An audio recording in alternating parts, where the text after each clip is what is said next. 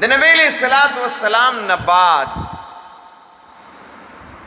د ابوبکر صدیق زمانہ دا د ابوبکر صدیق په زمانہ کې په خلافت کې د جناب رسول الله صلی الله علیه وسلم نه بعد 2 کال دي صد پاسا آیا د نبی علیہ الصلوۃ والسلام د ولادت جشن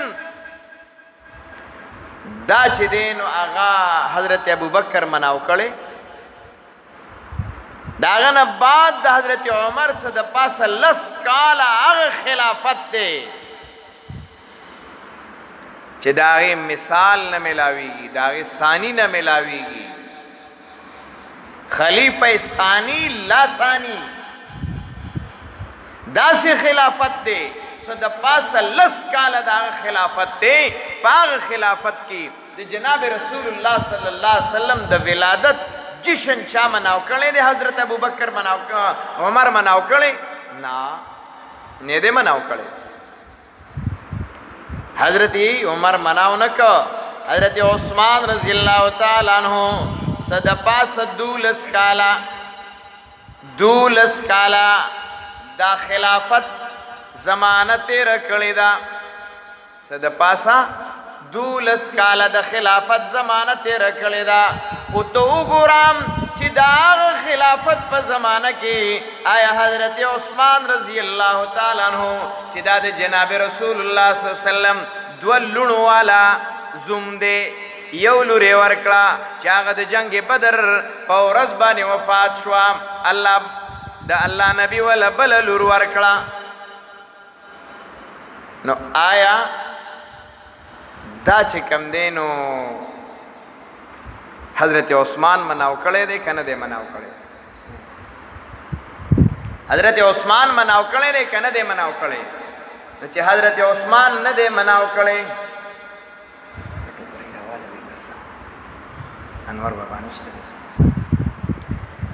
حضرت عثمان نه دې مناو کړي چې حضرت عثمان مناو نکا نو دارا تو آیا چې آیا دا جشن د پیغمبر دا کم زین روتا راب شو دا حضرت علی رضی اللہ تعالی عنہ زمانے تبرا شو میر افضل را رضا میر افضل را دا حضرت عثمان رضی اللہ تعالی عنہ دا زمانے نباد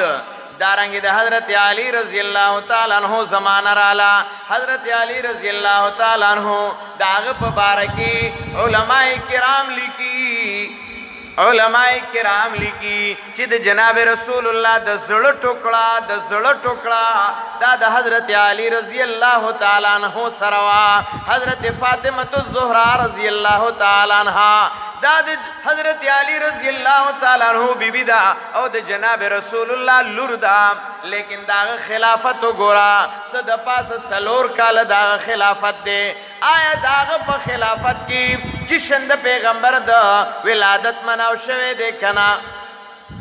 نه بای سو کې نشي مونده یو عالم ډیره خسته خبره کولا ډیره زبردست خبره کولا وای کده قیامت پرز باندې الله رب العزت اعلان کی دی خبره ته سوچ کوي ډیره قیمتي ده کده قیامت پرز باندې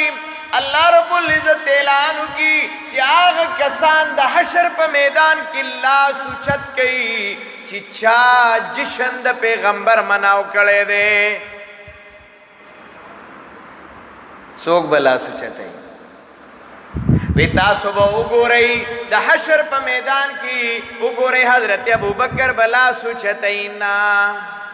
ځکه جشن خو نه دی مناو کړي حضرت عمر بلا سوچتینا حضرت عثمان بلا سوچتینا حضرت علی بلا سوچتینا حضرت معاویہ بلا سوچتینا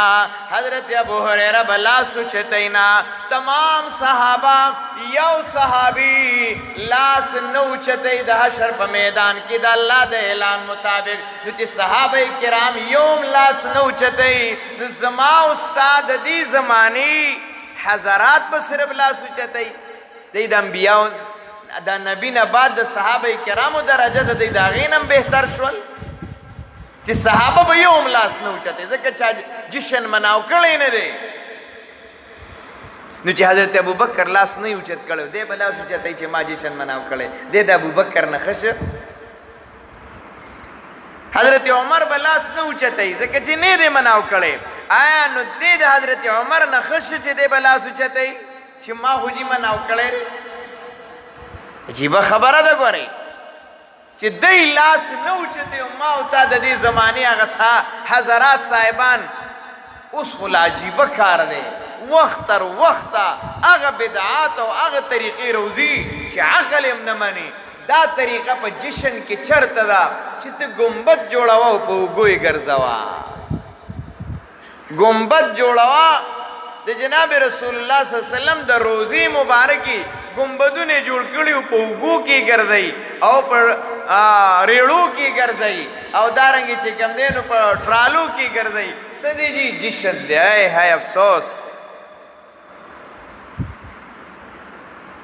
دارنګي خانه کعبه جوړ کړي وغه په وګو ګرځي. دا جشن دی. دا د مسلمان طریقه ده. آیا دا د اسلام طریقه ده؟ مونږ وایو د الله رب العزت لوی احسان دی، لوی کرم دی چې الله مونږ له راکړی داسې پیغمبر دی چې ما او تا ته درجه نن د هغه د وجې نه میلاو ده. زما او ستا مقام دا د هغه د وجې نه دی. خدا دویم مقام حاصلول دا د کامیابی نښه ده چې مونږ مشن د پیغمبر راونیسو. مونږ مشن د پیغمبر خپل کو. نن ما ته دا پته نشته چې د جناب رسول الله صلی الله علیه وسلم طریقه په خوراک کې سوا. نن ما ته دا پته نشته چې د جناب رسول الله طریقه په خوب کې سوا. نن ما ته دا پته نشته چې د جناب رسول الله صلی الله علیه وسلم طریقه په مسجد کې سوا، په وتو کې سوا، را دنوتو کې سوا. نن ما ته دا په طریقه نه ده معلوم چې د جناب رسول الله صلی الله علیه وسلم په خادی کې او په غم کې طریقې کار سو. دا طریقې مونږ ته نه دي معلوم. صرف دا راته معلومه ده چې هاي جشن عید میلاد النبی. نن امت سو خوړه، امت خرافات هغه یې وخوړه. مقصد میں دا خبر دارے چې نن مسلمان هغه خبرې پرېښودې کم چې مسلمان ته د هغې په وجه باندې الله عزت ورکړی و، شرافت ورکړی و،